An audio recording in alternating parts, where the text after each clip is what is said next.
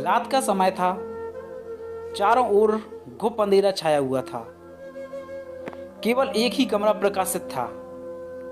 वहां 4 मोमबत्तियां जल रही थीं। चारों मोमबत्तियां एकांत देख आपस में बात करने लगीं। पहली मोमबत्ती बोली, मैं शांति हूँ। जब मैं इस दुनिया को देखती हूँ तो बहुत दुखी होती हूँ। चारों ओर आपाधापी, लूट खसोट और हिंसा का बोलबाला है। ऐसे में यहाँ रहना बहुत मुश्किल है। मैं अब यहाँ और नहीं रह सकती। इतना कहकर मोमबत्ती बुझ गई। दूसरी मोमबत्ती भी अपने मन की बात करने लगी। मैं विश्वास हूँ। मुझे लगता है कि झूठ, धोखा, फरेब, बेईमानी और मेरा वजूद खत्म करते जा रहे हैं। ये जगह अब मेरे लायक नहीं रही है। मैं भी जा रही हूँ। इतना कहकर दूसरी मोमबत्ती भी बुझ गई।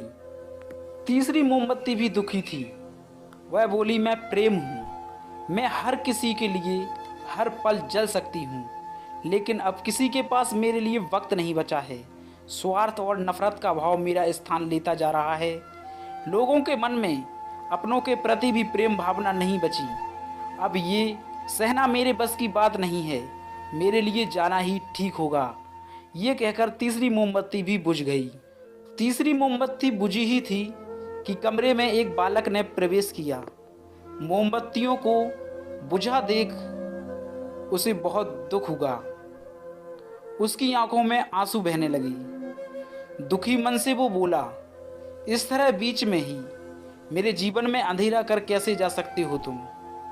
तुम्हें तो अंत तक पूरा जलना था, लेकिन तुमने मेरा साथ छोड़ दिया। अब मैं क्या करूँगा? बालक की बात सुन चौथी मोमबत्ती बोली, घबराओ नहीं बालक, मैं आशा हूँ और मैं तुम्हारे साथ हूँ। जब तक मैं जल रही हूँ तुम मेरी लौ से दूसरी मोमबत्तियों को जला सकते हो। चौथी मोमबत्ती की बात सुनकर बालक को भरोसा हो गया। उसने आशा के साथ शांति, विश्वास और प्रेम को पुनः प्रकाशित कर लिया। तो दोस्तों, इस कहानी से हमें सीख मिलती है कि जीवन में समय एक सा नहीं रहता। कभी उजाला रहता है तो कभी अंधेरा।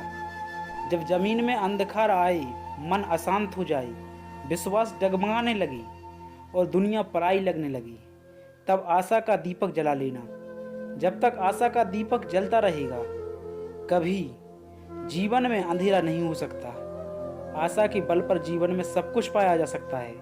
इसलिए आशा का साथ कभी ना छोड़ें। दोस्तों, आपको यह कहानी कैसी लगी आप हमें कमेंट में ज़रूर बताएं। मिलते हैं अगली कहानी में। जब तक के लिए जय हिंद।